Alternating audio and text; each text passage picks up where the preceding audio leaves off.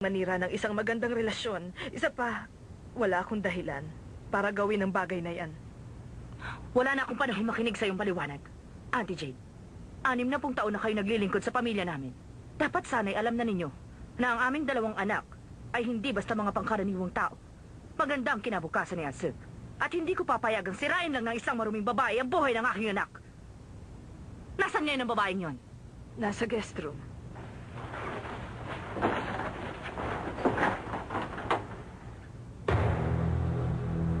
Auntie Jade, paano nyo nagawang papasukin ang isang hampas lupa at maruming babae dito sa aking pamamahay? Aalis na ako, Linden. Pero wag niyo sisihin si Auntie Jade. Sandali lang. Magkano ba ang iyong kailangan? Ano yun? Sa simula pa, kinakalaban mo na ako. Pera lang naman ang habol mo, hindi ba? Magsabi ka lang ng halaga. Kahit magkano ang gusto mo, ibibigay ko sa iyo ng buo. Kapag nasa iyo na ang pera, kung maaari lang, layuan mo na ang anak ko. At kahit kailan, huwag ka na magpakita pa sa amin. Ang sabi mo dati, kulang ang 10 milyon. 50 milyon kaya? O gawin na natin 1 bilyon. Sabihin mo lang, magkano ba ang iyong kailangan? Madam, tigilan nyo na yan. Kung palalayasin nyo ang batang yan ngayon, hindi ko papayagang mangyari yan.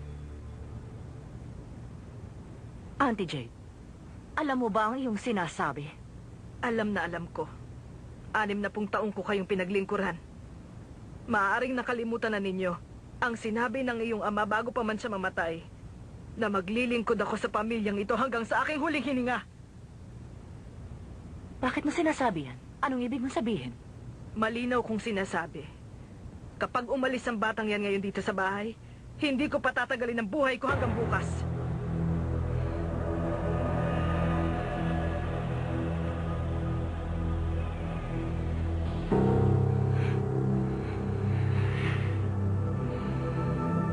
Auntie Jade, ngayong gabi, pagbibigyan ko ang gusto mo.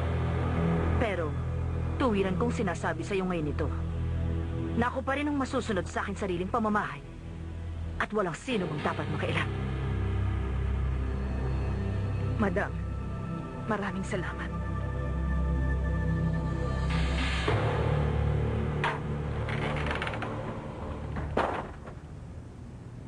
Pasensya na po. Salamat, Auntie Jade. Inaalala niyo po ako. Ang nakasimangot na mukhang yan, wag mong ipakita sa akin.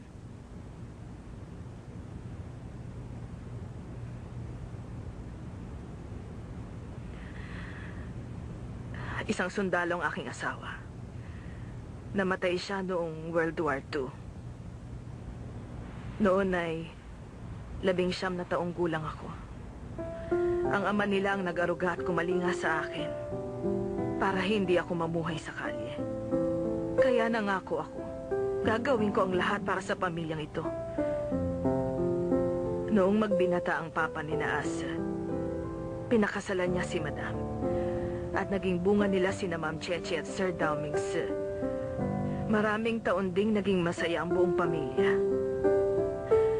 Kaya lang, habang ang kanilang negosyo ay lumalaki, lumalaki din ang pagitan ng kanilang pagsasama. At ang higit na naapektuhan ay si Sir Daomings. Naaalala ko nga nung siya'y nasa ika-5 baitang. Madalas siyang umuwing puno ng dugo ang kanyang katawan. Nung unang akala ko'y dumilang. Pero hindi pala. Hindi ko akalaing ang dugong yun ay galing sa mga taong walang awa niyang sinasaktan. Si Sir at si Madam, tinatapatan nila ng pera ang lahat.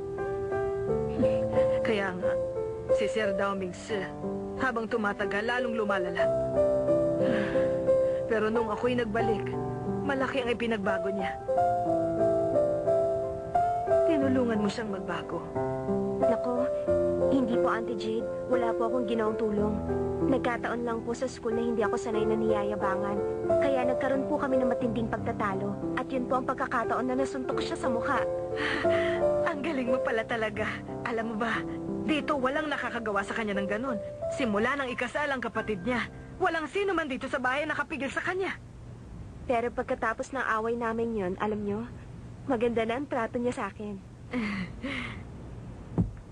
Teka, siya nga pala. Hindi ka maaaring umalis. Gagamitin ko ang buhay ko para protektahan ka. Paano si... Alam ko nang yung inaalala. Akong bahala.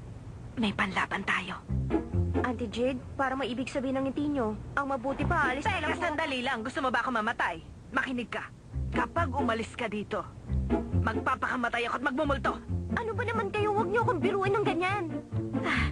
Makinig ka. Isa lang naman talaga ang solusyon dyan para matapos ang problema. Kailangan niyong magkaroon niyang master ng baby. Ano bang sinasabi niyo, Auntie Jade? Sandali nga, ipaglaban mo siya. Hay, pumunta kayo sa isang lugar na talaga namang napakaganda. At gawin niyo ang dapat gawin. Hindi po maganda ang ideyang yan. Huwag kang mag-alala. Ako nang bahalang mag-asikaso niyan. Pagpaplanuhan ko yung mabuti. Alam niyo, hindi na po kailangan kasi, Auntie Jade, ganito Teka kasi. muna, hindi ka pwedeng umalis. Basta hindi pwede. Hindi ka alis dito. Pero Auntie Jade, yung sinasabi niyo po sa akin kanina, hindi ko po talaga kayang gawin. Papakamatay ako at mumultuhin kita. Huwag niyo naman po akong takutin, Totoo Auntie nga, Jade. sinasabi. Itiwan niyo ako. Sige na, para awan niyo na, Auntie Jade.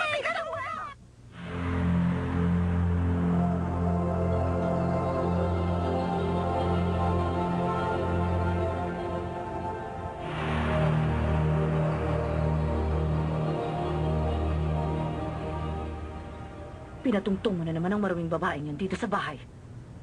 Sa buhay at reputasyon ng ating pamilya, wala ka na ba talagang pakialam? Hindi mo na ba naiisip ang kahihiyan namin ng iyong papa? Ano bang kinalaman nito sa reputasyon? Naghihirap sila ngayon kaya ako siya tinulungan. Ano dapat kong ikahiya? Ano bang palagay mo sa bahay natin? Paupahan o motel? Isang maruming babaeng walang matuluyan, dito mo patitirahin sa bahay? Hindi ka ba nandidiri? Anong ibig niyo sabihin? Kung meron kayong gustong sabihin, sabihin niyo na. Isa lang ang alam ko, na ang isang malinis at mabuting babae, hindi basta nakukuha ng lalaki ng gano'n na lang. Ma, marami kayong iniisip. Ayoko na muna makipag-usap sa inyo.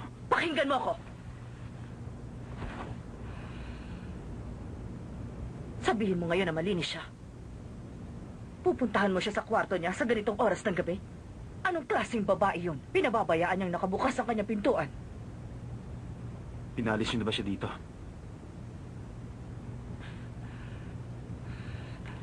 Huling beses ko na sasabihin sa'yo ito.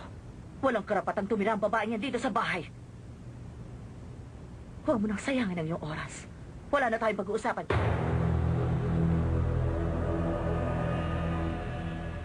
Bakit hindi niyo pinalis si Sanjay?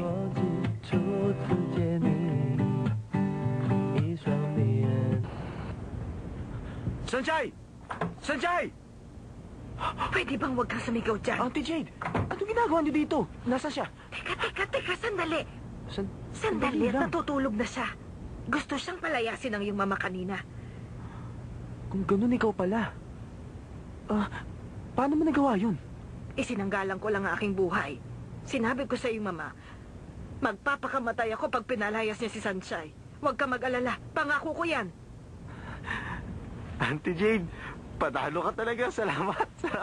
Pakusap naman kay Sanjay. Sige na, sandali lang. Tumigil ka na nga. Sandali. Yang master, kung ayaw mong pag-isipan siya ng hindi maganda ng iyong mama at pag-isipan siyang maruming babae, ayusin mo ugali mo. Maging magalang ka sa kanya. At sa kagabi na, natutulog na siya. Basta relax ka lang. Dito ako matutulog sa kwarto niya ngayong gabi. Pero kasi... Ay, shh! Sige na, umalis ka na.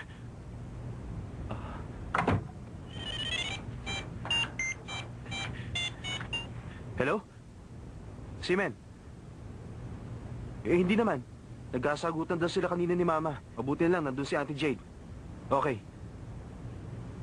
Pupunta na ako dyan.